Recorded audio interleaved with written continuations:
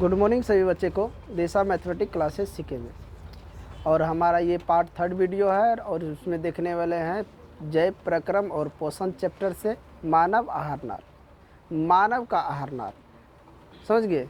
मानव का आहार नाल एक कुंडलित रचना है जो मुख गुहा से शुरू होता है और मलद्वार तक फैला होता है। समझ गया। आहार बोले तो भोजन, नाल बोले तो रास्ता यानी पाइप जिससे बाहर निकलता है। समझ गया। तो हमारा जो मानव का आहार नाल है वो क्या है? एक कुंडली जैसी रचना है। इस पॉइंट को नोट कर लो तुम लोग। मानव का आहार नाल कुंडलित रचना है।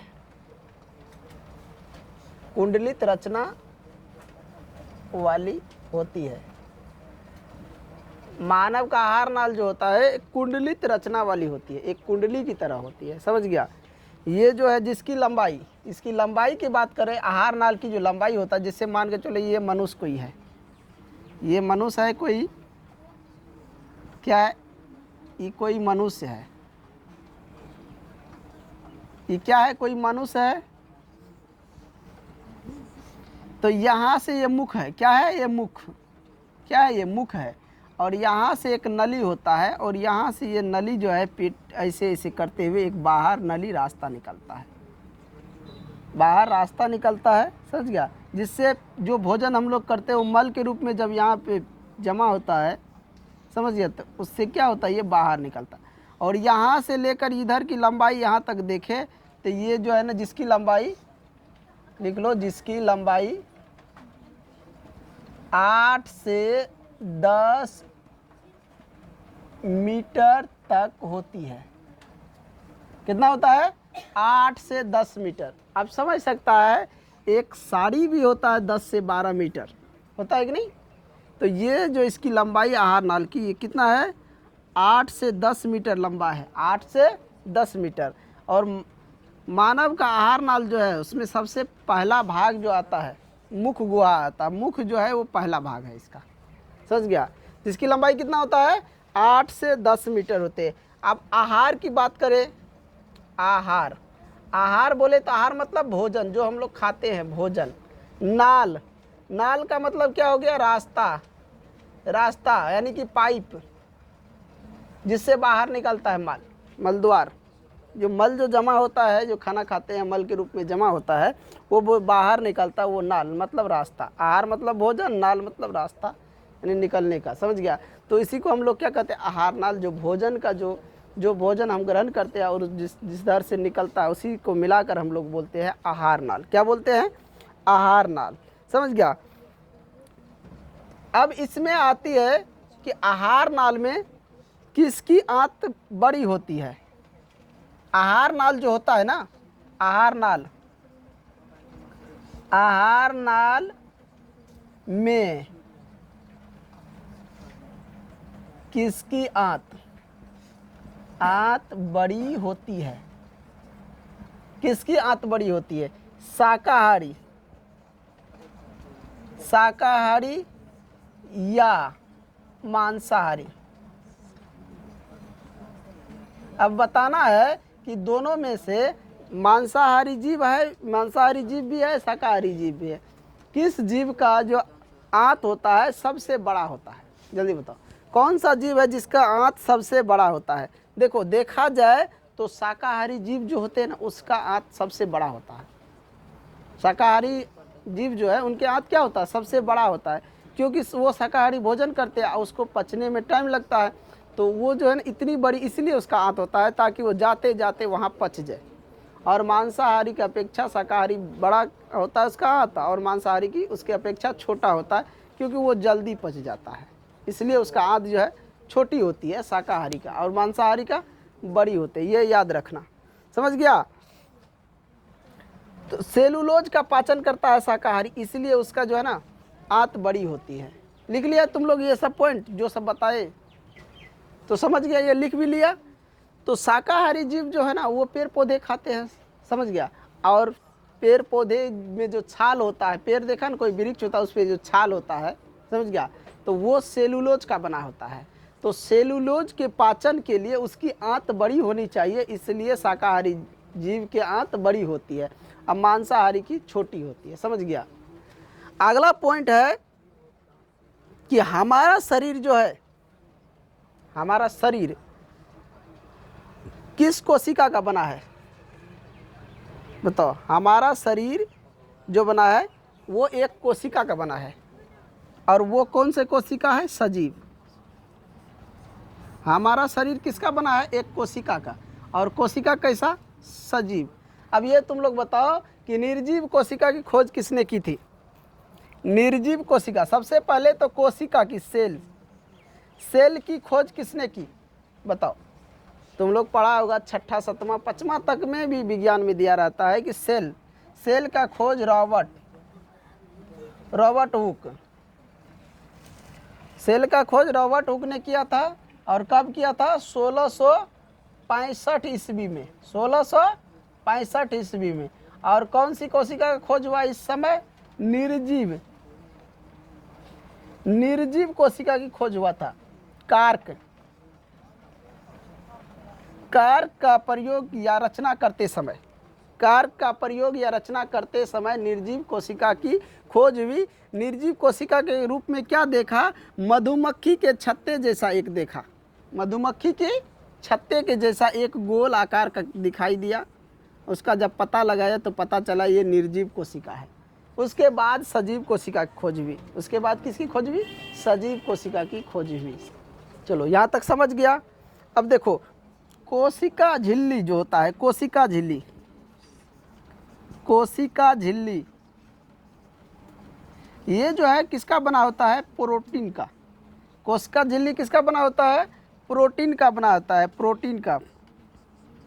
कोशिका झिल्ली प्रोटीन का बना होता है। और कोशिका भित्ति, उसी में बात करें कोशिका भित्ति की, तो ये जो है ना सेलुलोज का बना होता है। कोशिका झिल्ली जो होता है प्रोटॉन का बना होता है, और कोशिका भित्ति यानी झिल्ली प्रोटॉन का और भित्ति पूछे कोशिका में तो सेलुलोज का बना होता है। थोड़ा सा मिटा देते फिर आगे हम बढ़ जाते हैं। समझ गए ना सभी बच्चे? चलो, तो हरे पेड़ पौधे जो है वो क्या है? कौन से जीव है? शाकाहारी। हरे पेड़ पौधे शाकाहारी जीव है। और हरे पेड़ पौधे में जो सेलुलोज पाया जाता है, जैसे मान लो तुम लोग कागज़ देखा होगा ना, जो कागजी पेपर होता है जिस पे कागज़ पे लिखते हो, वो किसका बना होता है?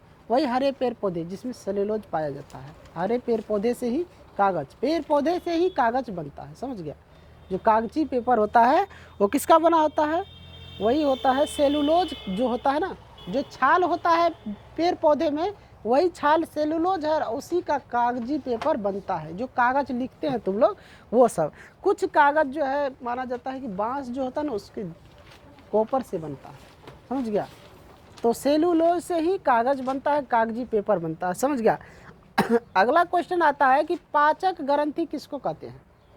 पाचक ग्रंथि यानी जहाँ पे पच जाता है, पचाने वाला जो ग्रंथि होता है, पाचक ग्रंथि।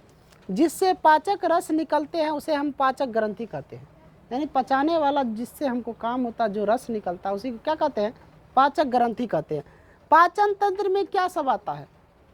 पाचन तंत्र जो है उसमें क्या सब आता है? तो आहार नाल आता है, पाचक ग्रंथि आता है, पाचक रस, और यही तीनों मिलकर पाचन तंत्र का निर्माण करता है।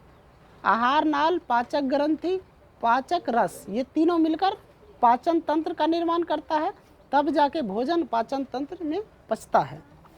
पाचन तंत्र किसे कहते हैं? तो आहार नाल, पाचक ग्रंथि एवं पाचक रस मिलकर पाचन तंत्र का निर्माण करते हैं।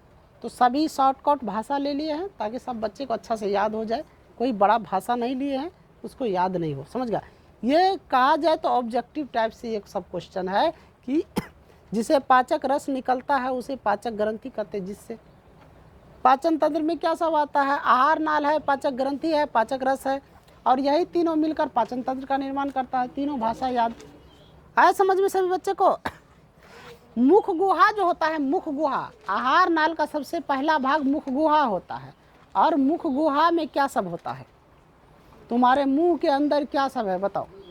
मुंह के अंदर जो है जी और दांत, जीभ जो होता है। जीभ कैसी रचना होती है? एक मांसल रचना होती है। जीभ में हमेशा मांस रहता है, ना तो वो हड्डी होता है, समझ गया। जीभ कैसी रचना है? मांसल रचना है। और आहार नाल का सबसे पहला भाग क्या है? मुख गुहा है। मुख गुहा के अंदर में क्या सब होता है? तो दांत और जीभ होता है। क्या होता है? दांत और जीभ होता है। तो क्वेश्चन समझ गया ना? अगर पूछ देगा ऑब्जेक्टिव में तुमको जीभ जो है, जीभ कैसी रचना है या जीभ की कैसी रचना है, जीभ की कैसी रचना है, तो क्या लिखेगा? मांसल। जीभ देखो, जी देखो, जी तुम लोग, जी जिससे स्वाद पकड़ता है, जी के ऊपर जो कलियां होता है, मान के चलो ये किसी का जी है, समझ गया, इसके ऊपर इसी से बिंदा बिंदा रहता है कि नहीं, ऐसे से, तो ये क्या है? स्वाद कलियां, स्वाद कलियां, समझो, इसी से स्वाद पकड़ता है। और इसका जो रचना होता है, ये जीभ का, ये जीभ का जो रचना होता है, जीभ जो होता है मनुष्य के मुंह में जो जीभ होता है, वो जीभ कैसे होता है? जी भी बोल सकता है, जी भी बोल सकता है, जी यानी जी जो होता है, समझ गया। जी यानी कह सकते हैं, जैसे देखा होगा, उसका क्या काम होता है ना, भोजन को इधर से उधर उलटना पलटना, इधर उधर भेजना, समझ गया। कभी इस दांत के अंदर, कभी उस दांत के अंदर, कभी इस चौक के पास, कभी उस चौक के पास, जी का काम होता है, ये उलटने पुलटने का काम ये करता है। और इसमें मांस रहता है हमेशा, इसमें क्या होता है? मांस होता है, ना कि इसमें हड्डी नहीं होता है, मांस होता है। जीभ मांसल जैसी रचना है। जीभ के ऊपर जो छोटे छोटे कण दिखाई देता है उसको कहते हैं स्वाद कलियां। क्या कहते हैं? स्वाद कलियां। प्रत्येक दांत किससे जुड़ा होता है? जो दांत होता है हमारा, प्रत्येक दांत, ऊपर से भी दांते होता है, समझ गया, ऊपर से भी दांते होता है। ये मान के चलो हमारा दांत है, क्या है? दांत। और किससे जुड़ा होता है? तो मांसल से, जड़ जो होता है उसका मांस से जुड़ा होता है। मसूड़े में धंसा होता है दांत, दांत जो है मसूड़े में धंसा होता है, उसको हम जड़ बोलते हैं। और दांत किससे जुड़ा होता है? तो जड़ से, यानी मसूड़े में धंसा रहता है, जिसकी वजह से दांत खड़ा रहता है और मजबूत टिकाऊ रहता है। अगर शरीर की सबसे मजबूत और टिकाऊ पूछे, मजबूत हड्डी यार की बात किया जाए, तो दांत, दांत से मजबूत हड्डी भी नहीं होता है, समझे, दांत से मजबूत। क्योंकि मनुष्य क्या करता है? उस दांत से हड्डी को भी चिबा के खा जाता है। तो क्या है शरीर में सबसे मजबूत पूछे तो दांत। शरीर में सबसे मजबूत क्या है? दांत है। जो भाग मसूड़े में धंसा होता है उसको क्या कहते हैं? तुम लोग दांत देखा होगा, जो भाग मसूड़े में धंसा होता है, दांत के नीचे वाला जो भाग होता है मसूड़ा बोलते हैं उसको, और वो जब धंसा होता है उसको क्या कहते हैं? सीरा, सिर या सीरा, सिर या सीरा, क्या बोलते हैं? मसूड़े में जो धंसा होता है उसको सिर या सीरा बोलते हैं, समझ गया। दांत के बीच वाला भाग क्या कहलाता है? दांत के बीच वाला भाग, दांत हमारा देखा है ना, उसके बीच, मान के चलो कि ये एक दांत है, इसके बीच वाला, ये मसूड़ा है, ये इसके बीच वाला भाग को क्या कहते हैं? गिरिहुआ। क्या बोला जाता है? गिरिहुआ, बीच वाला भाग, दांत के बीच वाला भाग गिरिहुआ। दांत के 3 या कितने हिस्से होते हैं? दांत के कितने हिस्से में दांत को बांटा गया है? देखा जाए तो दांत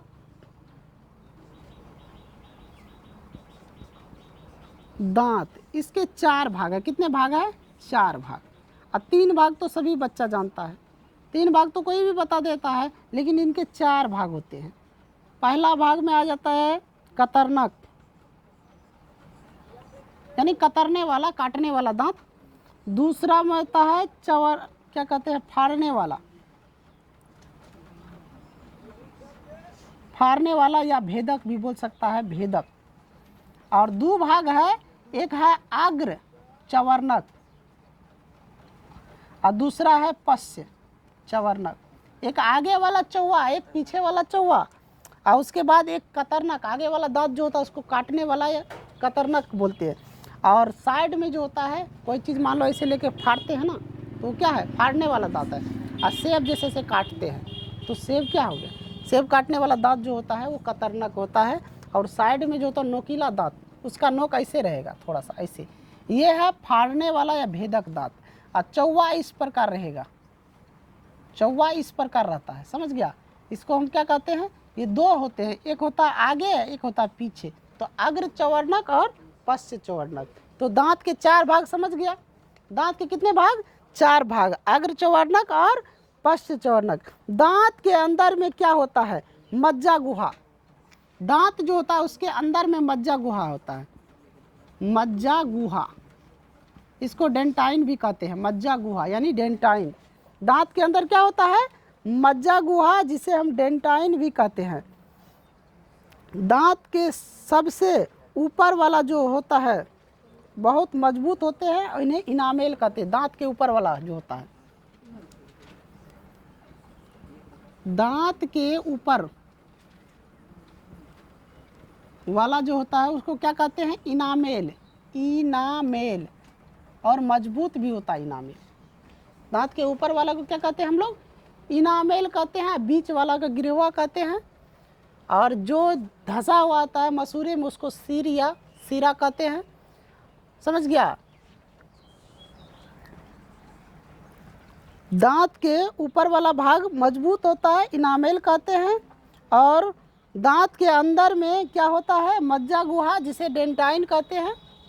इतना बात सबको याद हो गया कि नहीं याद हो गया? जल्दी बताओ। चलो, तो समझ गया।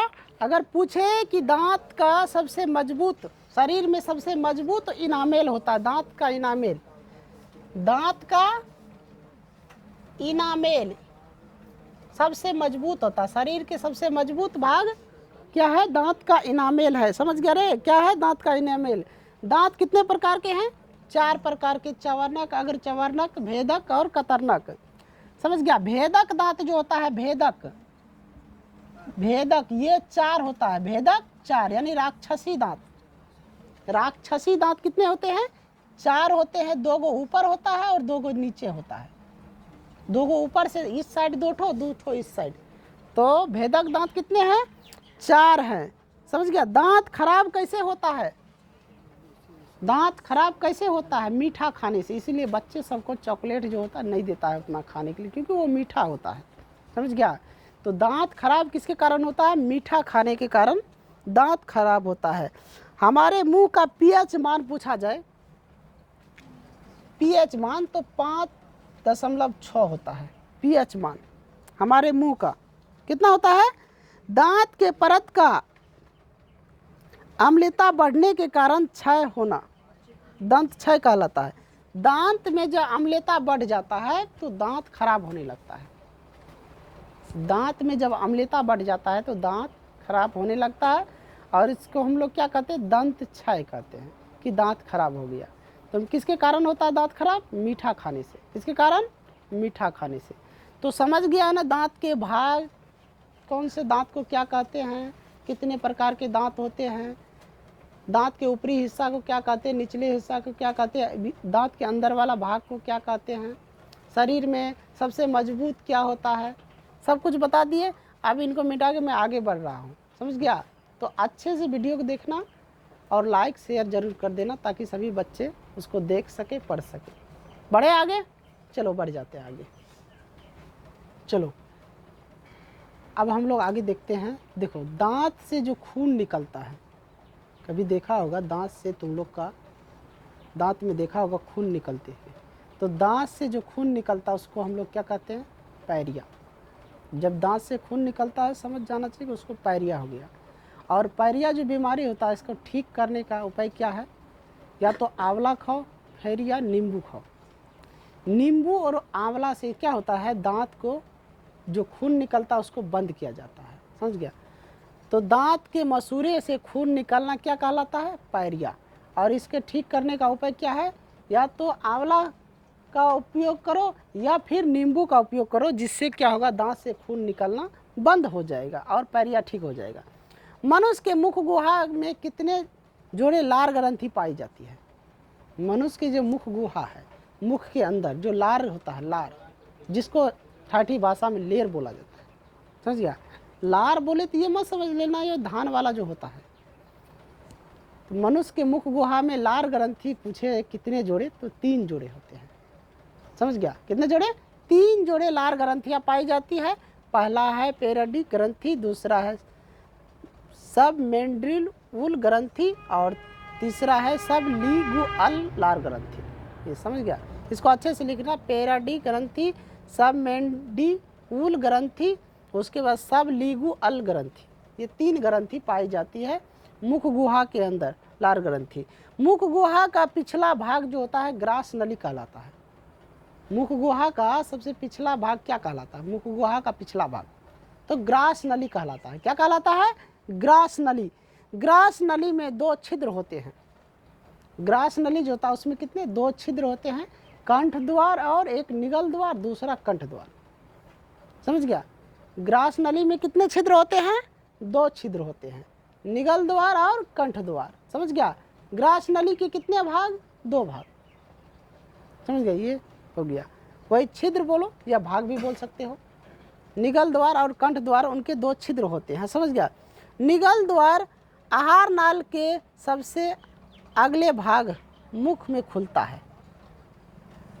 निगल द्वार जो है ना, आहार नाल का सबसे पहला भाग है जो मुख में खुलता है। समझ गया? उसी से आहार नाल हम लोग आहार ग्रहण करते हैं। कंठ द्वार जो श्वसन नाल में खुलता है। पूछ देगा कि निगल द्वार कहाँ खुलता है, तो मुख में खुलता है निगल द्वार। और कंठ द्वार जो श्वसन में खुलता है, जहाँ हम लोग सांस लेने की क्रिया करते हैं, जिधर से हम सांस लेते हैं उधर जाके कंठ द्वार खुलता है। समझ गया? उधर जाके क्या होता है? कंठ द्वार खुलता है। एपिग्लाइड्स, कंठ द्वार के अगले भाग आगे एक पट्टी जैसी रचना होती है। कंठ जो होता है उसके आगे देखेगा एक जैसे ये लटकन जैसे रहेगा, दिखाई देता होगा तुम लोग को। तो कंठ द्वार के अगले एक पट्टी जैसी रचना होती है जिसे कि एपिग्लाइटिस। क्या कहते हैं उसको? एपिग्लाइटिस। क्या कहते हैं? एपिग्लाइटिस। जो कंठ द्वार के आगे एक पट्टी जैसी रचना होती है उसको क्या कहते हैं? एपिग्लाइटिस। क्या कहते हैं? एपिग्लाइटिस। ग्रास नली का फैलना और सिकुड़ना क्या कहलाता है? ग्रास नली जो है वो फैलता है, सिकुड़ता है, उसको हम लोग क्या कहते हैं? कर्माकुंचन। क्या कहते हैं? कर्माकुंचन। तो ग्रास नली का फैलना और सिकुड़ना क्या कहलाता है? कर्माकुंचन कहलाता है। इस पॉइंट को लिख लेना। क्या ग्रास नली में पाचन की क्रिया होती है? ग्रास नली जो होता है उसमें भी पाचन का क्रिया होता है?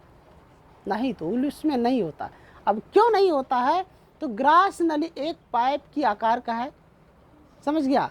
जिससे क्या हो, एक रास्ता है जो कुछ हम लोग उपयोग करते हैं, वो ले जाने का काम उस रास्ते से होता है। समझ गया? तो इसीलिए वो क्या है, यानी कि जिससे मल बाहर निकल रहा है, ग्रास नली से भी होकर निकलता है कुछ, जो मुख से में खुलता है, तो उससे हम भोजन ग्रहण करते हैं। तो ग्रास नली में भोजन या की पाचन या नहीं होता है। ग्रास नली में पाचन की क्रिया नहीं होता। क्यों नहीं होता है बता दिया हूँ, क्योंकि वो एक पाइप के आकार का होता है, एक नली है, और नली में पाचन की क्रिया नहीं होता है। समझ गया? नली में पाचन की क्रिया नहीं होता है। चलो आगे हम अब बढ़ते हैं। आमाशय एक चौड़ी थैली जैसी रचना होती है। आमाशय की बात करें तो हम आमाशय के बारे में थोड़ा सा लिख लेते हैं, इनको मिटा के फिर बताते हैं।